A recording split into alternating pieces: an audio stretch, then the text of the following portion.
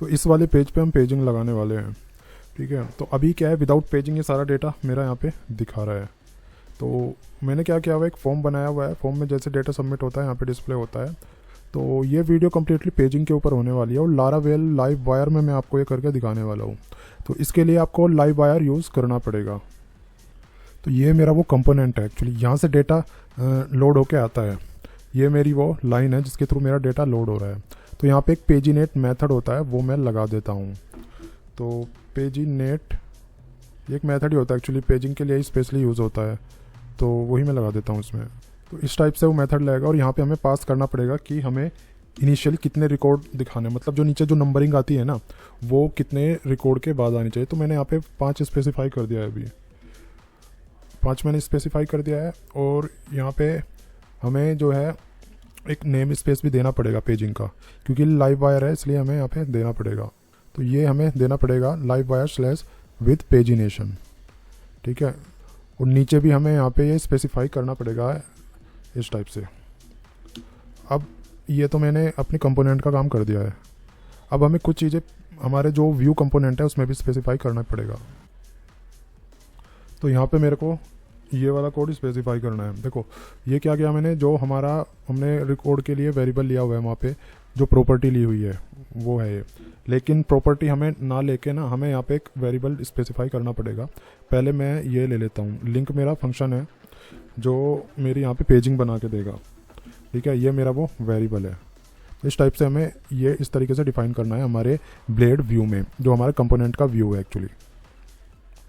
अब जो मेरा ये है, ये मैंने प्रॉपर्टी नहीं लेनी है यहाँ पे एक्चुअली। ये लोग बहुत गलती करते हैं। इस टाइप से हमें इसको उसमें ही पास करना है, हमारे व्यू में ही पास करना है, जैसे हम नॉर्मली लारावेल में करते थे। क्योंकि हम ना लाइव वायर में प्रॉपर्टी ज़्यादा यूज़ करते हैं, तो इसलिए ये प्रॉपर्टी पे काम नहीं करेगा। तो जैसे हम लारावेल में पैरामीटर पास करते थे, कोई भी डेटा वगैरह वेरिएबल पास करते थे, ऐसे ही हमें इसमें करना है। तो ये रिकॉर्ड मेरा वो वाला ही है जो मेरा इस फाइल में मैंने डिफाइन किया हुआ है यहाँ पे। ठीक है, तो इतना काम मैंने कर दिया है। अब इसको हम चला के देख लेते हैं। तो जैसे मैं इसको रिफ़्रेश करता हूँ, देखते हैं थोड़ा रिफ़्रेश करके कितना टाइम लगाता है। थोड़ा टाइम लगाएगा ये। अभी तो ये इसने एरर दिखा दिया, हमारी एरर इसने यहाँ पे दिखाई है, यहाँ से ये हटाना पड़ेगा हमें। मैंने डबल कोमा लगा दिया था। तो अब इसको अगर हम चला के देखते हैं तो देखते हैं ये क्या दिखाता है। तो जो यहाँ पे है, मैं इसको ना कमेंट कर देता हूँ, ये वाली जो चीज़ है। तो रीलोड होके ये मेरा नीचे पेजिंग आ गया है। अगर मैं इस पर ये नंबर्स में मैं क्लिक करता हूँ तो ये मेरा देखो दूसरा पेज आ रहा है। लेकिन क्या हो रहा है, जैसे मैं इस पर क्लिक कर रहा हूँ तो ऊपर स्क्रॉल हो रहा है। तरीका जो होता है कि ये यहीं पे पेजिंग मेरा हो जाए, तो लेकिन ये ऐसा हो नहीं रहा है, ये स्क्रॉल हो रहा है ऊपर। इसका भी एक तरीका होता है स्टॉप करने का। अभी आप ऊपर देख रहे हो ये पेज भी हमारे बन रहे हैं, जैसे पेज 3, इसको भी हम स्टॉप कर सकते हैं, ये पेजिंग वगैरह का भी। कैसे करेंगे वो मैं अब आपको बता रहा हूँ।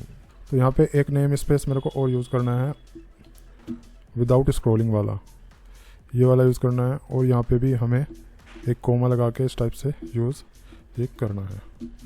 ठीक है, तो इससे क्या होगा, मेरा विदाउट यूआरएल ये काम करेगा। एक तो ये करना है, और जो मेरा HTML में जो मैंने व्यू में डिफ़ाइन किया था, व्यू कंपोनेंट में, यहाँ पे भी हमें कुछ चीज़ें डिफ़ाइन करनी पड़ेंगी। तो इस टाइप से डेटा भी मेरे को यहाँ पे डिफ़ाइन करना पड़ेगा, स्क्रॉल टू फॉल्स करके। इससे क्या होगा, मेरा स्क्रॉल जो है फॉल्स हो जाएगा। तो इसको मैं सेव करता हूँ और जाके दोबारा रिफ्रेश में करके देखता हूँ। तो अभी ये हो गया है। ये देखो यूआरएल वही है। अगर मैं इस पर 2 पे क्लिक करता हूँ तो मेरा ये डेटा चेंज हो रहा है। ठीक है, लेकिन मेरा यूआरएल एज इट इज़ है, यूआरएल में कोई चेंज नहीं है। तो अब ये प्रॉपर्ली हमारा काम कर रहा है। ठीक है, इसको ही हम रियल पेजिंग हम बोलते हैं।